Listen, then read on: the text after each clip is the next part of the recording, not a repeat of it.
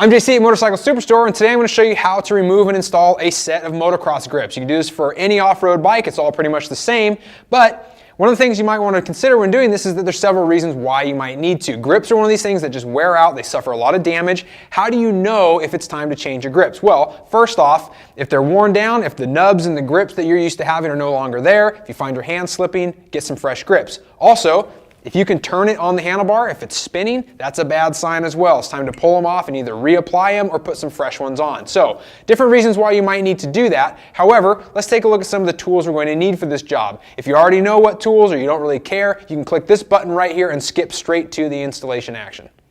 The tool lineup is pretty basic. First off, we need a small screwdriver. This can be a flathead or a Phillips, doesn't really matter. We're going to use it to uninstall, and we're also going to use it to help install the new grips as well. So very important to have that little guy. Also, you're going to want a set of dikes. Diagonal pliers, this is for cutting the wires if you already have safety wire around your grips. If you're going to reinstall safety wire, you'd like a pair of these. These are a specialty item.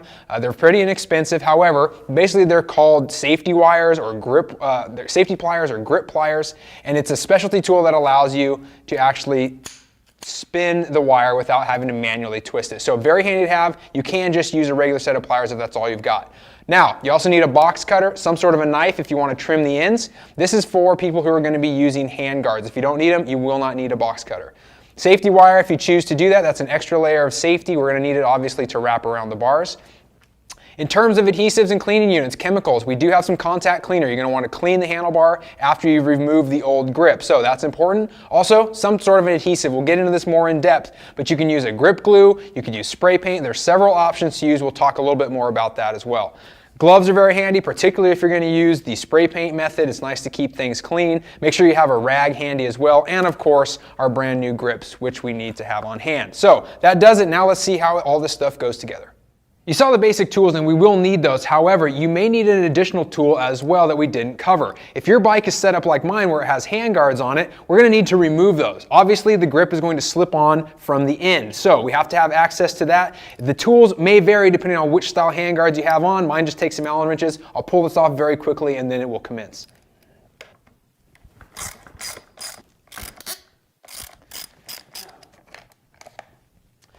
Okay, now that we got access to this thing, getting them removed is actually pretty easy, depending on which type of grips you have on. If they're aftermarket grips like this one, they're probably loose, they're pretty easy to pull off. However, if they're your stock grips, those things are gnarly. They're vulcanized on there. They're probably not spinning, they're probably just worn down. You may have to use a box cutter to cut this thing all the way off. However, for something like this, we shouldn't have to go that far. So we'll use our dikes here. This already has safety wire on it. We're going to need to remove that first and foremost. If you're trying to reuse these grips, be careful not to cut big chunks in it as you're doing this. I'm not going to do that, so I don't really care.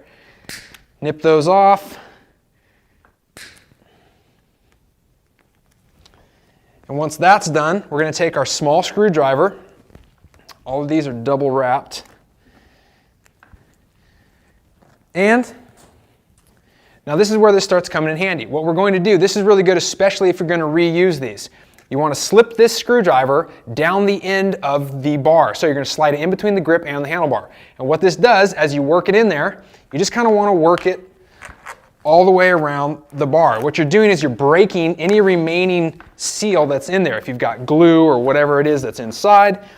If you don't have a long enough screwdriver, go from each end. So you want to get this thing nice and loose. What that allows us to do then is spin it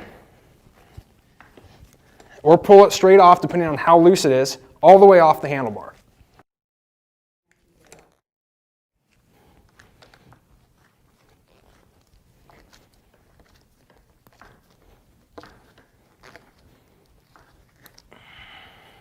If you want to reuse your grip, then you're going to need to clean the inside of this. So what I always do is shoot a little bit of contact cleaner or brake cleaner down in there, get it good and rinsed out, scrub it with your finger if you can, and then obviously let it dry very well before you go put it back on. However, if you're not going to use it, go ahead and throw it away. Stick it on your broom handle. I don't care what you do with it. Just get busy with the handlebar here and get this surface nice and clean. So this is what our brake cleaner is for. Use your rag, obviously, and then just spray this thing on. Make sure you don't get it in your eyes. It's nasty stuff. And give it a good scrub. So what we're trying to do here is remove any adhesive that might have been left over from our old grip. So once this is nice and clean, you can see what's coming off of here. I actually use spray paint on my grip, so you can see that a lot of this is still coming off. So get it nice and clean. Brake cleaner will get all of this stuff removed very simply. So once that's done, make sure that you allow it to dry, and now we can start going ahead and putting on our new grip. Before we go slapping on our new grips, we're going to want to make sure we're using the proper grip on each side. The throttle housing side is going to be slightly larger. The bar diameter is the same, but when you put your throttle tube over the top of that, it increases the diameter just slightly. So as you're looking at your new grips, you're going to look at the end of them. The one with the larger hole goes on the throttle side. Sometimes it's pretty hard to tell. These actually are hard for my eye to pick up. One trick, slide your finger in there. You can see this one stops at the first knuckle.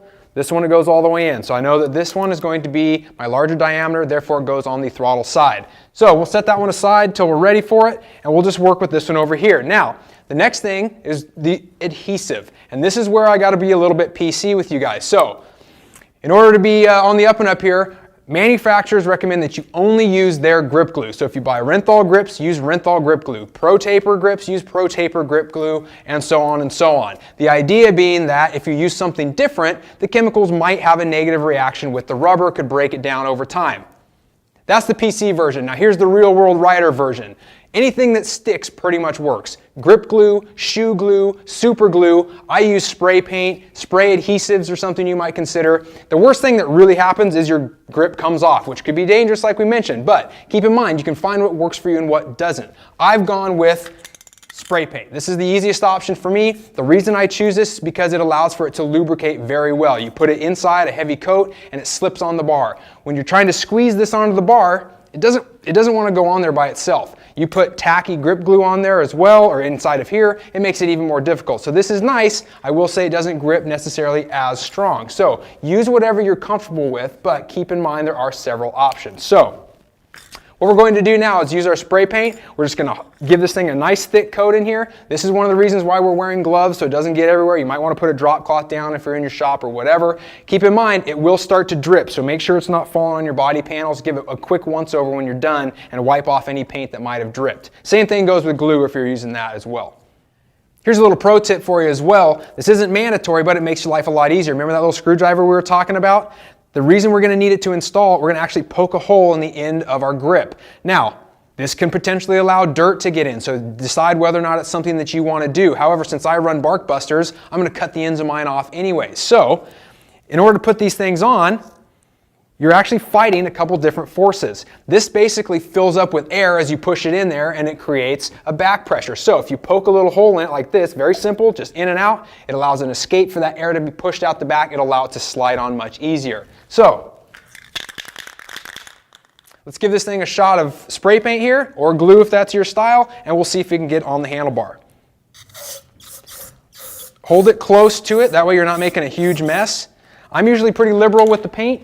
Like I said, it helps lubricate. See how easy I am able to slip this thing on?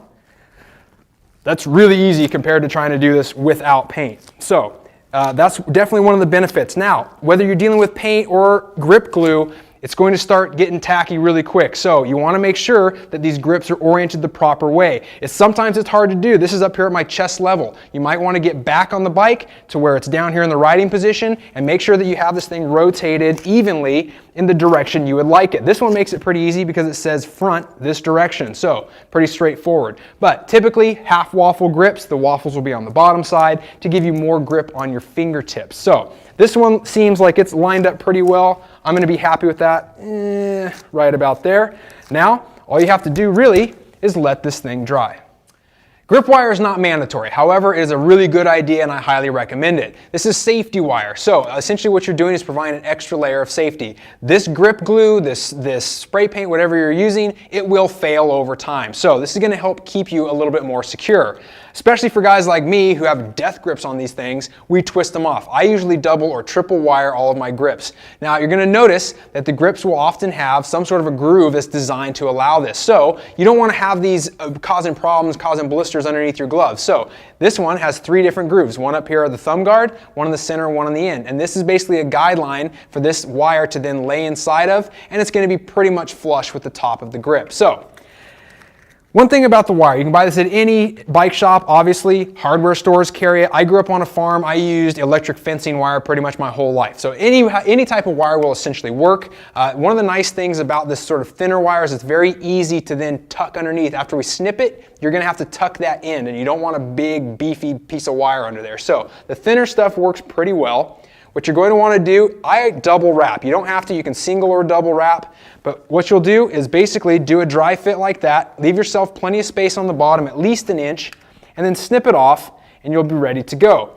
Now, before you go ahead and redo this every single time, take this thing off, pull it out straight, and then measure out several of these. If you want 2 per or whatever, measure them out, cut them before you start. That'll be a lot easier. Also, give yourself a couple extra because you're gonna break them. I break probably 50% of the ones I do. So you just gotta learn to get a feel for your wire and for your pliers. Now, as we lay this on, we do not want them to cross over. We'd like them to stay side by side. Then, as we pull them down, give them one twist as kind of as high up as you can get. And then I give it a few extra as well because once this set of pliers gets on, you're going to see exactly how they work. This is where this specialty tool comes into play. If you were to do this manually by hand, that's a lot of pulling and twisting. With these, you're able to pinch onto the wire with the tips, and then if you'll notice, there's a locking device here. So you grip it at the base and slide this lock into place, and now it'll hold there. And as you pull this bottom piece, it's going to spin the wire on its own. So, makes it very handy. You want to look underneath there, kind of get an idea of how far you can go. And then, when it's ready to be snipped off, you simply press this, it releases the lock.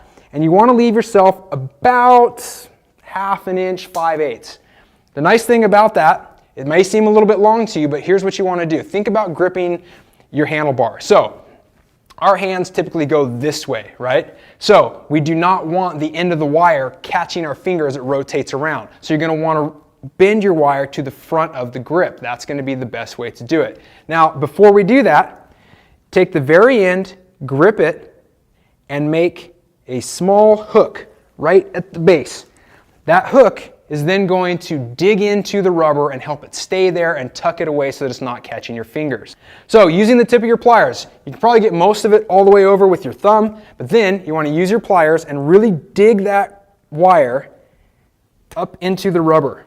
Press it in there, try to poke it into the rubber itself, and make it disappear. And now, what you're left with is a relatively smooth face. So you're not going to feel that as your hand rotates back, or on the throttle especially when you're doing it, it won't be snagging your fingers. So this is how it's properly wired. Put as many on as you like. If you want to put 5 of them on there, go for it. I don't care. But keep in mind, try to keep them even. If you're a death gripper, you may need a little bit more wire than if you're someone who has a light style of riding. So that pretty much does it. It's going to be the exact same thing on the other side. I will make one note, however. As I was installing this grip, you saw me kind of twist it back and forth.